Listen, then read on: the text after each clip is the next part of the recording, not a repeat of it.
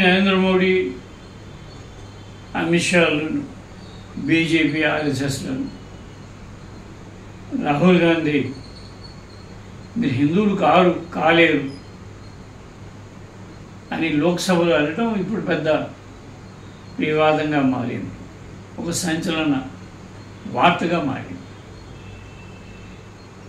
రాహుల్ గాంధీ చెప్పింది కొత్తది కాదు, నిజానికి చాలా కాలంగానే చర్చ ఒకటి ఉన్నది. హిందూ వేరు, హిందుత్వ వేరు అని. హిందూ అనేది ఒక మతం, ఒక మత విశ్వాసం, దైవం పట్ల, దేవుని పట్ల ఒక నమ్మకము, విశ్వాసం, దాన్ని మతం అంటాము. ఇస్లాం కానీ, క్రైస్తవం కానీ, సిక్కిజం కానీ, జుడాయిజం, ఇవన్నీ కూడా ఏకేశ్వరోపాసన మతాలు.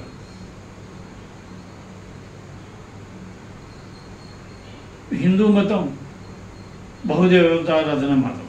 అనేక దేవతలు ఉంటారు, అనేక దేవతలు ఉండే సమూహం ఉంటుంది. ఒకే ఇంట్లో తండ్రి ఒక దేవుణ్ణి, కొడుకు ఒక దేవుణ్ణి, పిల్లలు ఒక దేవుడిని పూజిస్తూ ఉంటారు.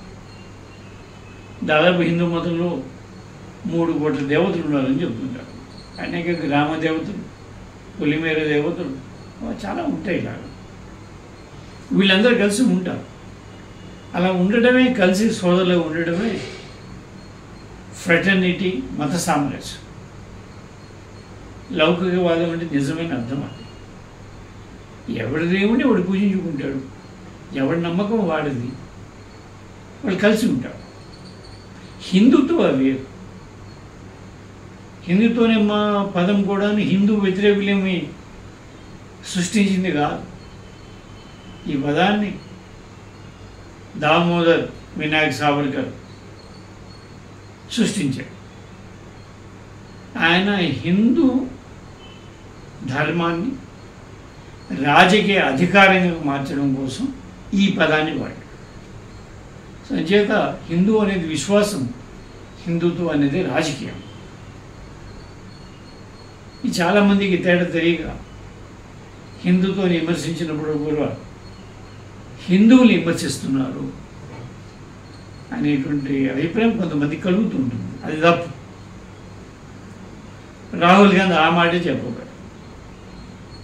మీరు హిందువులు కాదు, మేము హిందువులు, మేము మత సహనాన్ని పాటిస్తాం, మత సామరస్యాన్ని ఆచరిస్తాం. మీరలా కాదు. రాజకీయం కోసం మతాన్ని ముసుగ్గా వాడుకొని ప్రజల్ని భయభ్రాంతులకు గురి చేస్తారు. వాళ్ళు హింసిస్తారు, వేధిస్తారు. అది హిందుత్వం కాదు, అది హిందూ మతం కాదు, హిందుత్వం. సో హిందుత్వాన్ని పాటించేటువంటి మీరు మోడీ గారు కానీ, అమిత్ షా కానీ, బీజేపీ కానీ, ఆర్ఎస్ఎస్ కానీ, వీళ్ళు హిందువులు కాదు అని చెప్పారు. దాంట్లో టెక్నికల్గా తప్పేమీ లేదు.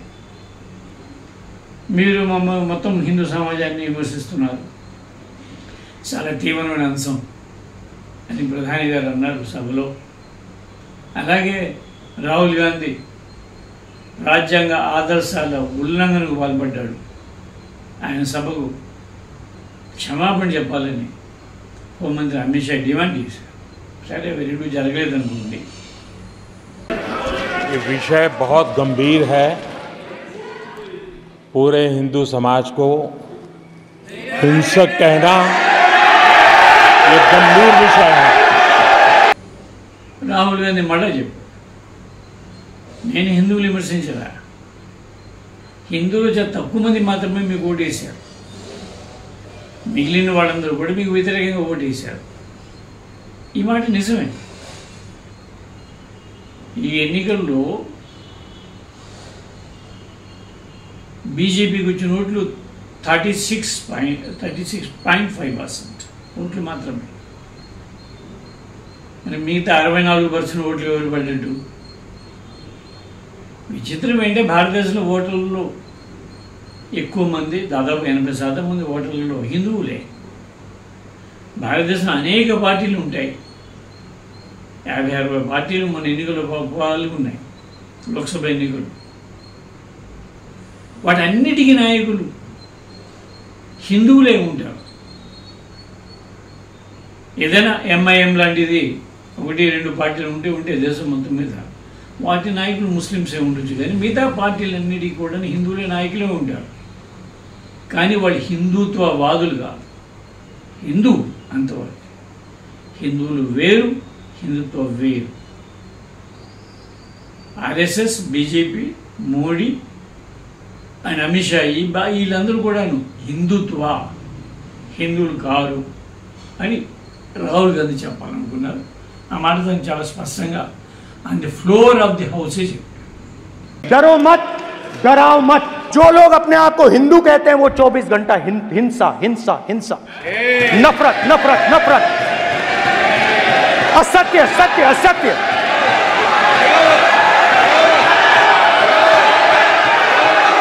आप हिंदू हो ही नहीं।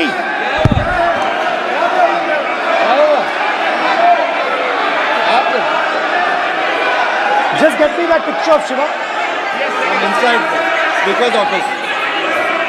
हिंदू धर्म में साफ लिखा है, सत्य के साथ खड़ा होना चाहिए, सत्य से पीछे नहीं हटना चाहिए, सत्य से नहीं डरना चाहिए। अहिंसा हमारा प्रतीक है। अभय मुद्रा।